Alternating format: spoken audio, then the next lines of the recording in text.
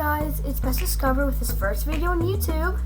Today we are making a Lego streetlight. The reason why we're making a Lego streetlight is so you guys can have decoration in your Lego city if you have one. Before we get started, make sure you like and subscribe and hit that bell to get more notifications about my videos. Now, let's get started. The pieces that you guys will need for this project is a Technic hinge, a 1x2 yellow clear, a 1x4 plate, a train track piece, a 1x2 hinge, another 1x2 hinge, a 2x4 hinge plate.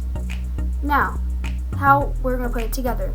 You need the 2x4 hinge, and then you get the 1x2 hinge and you hook it on just like this. Then you get the train track piece.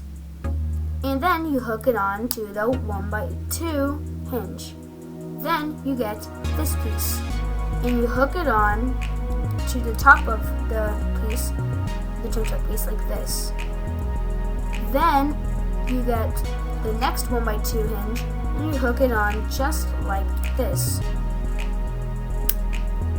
And you see it's already like on the light pole, but you need the top of it and the light.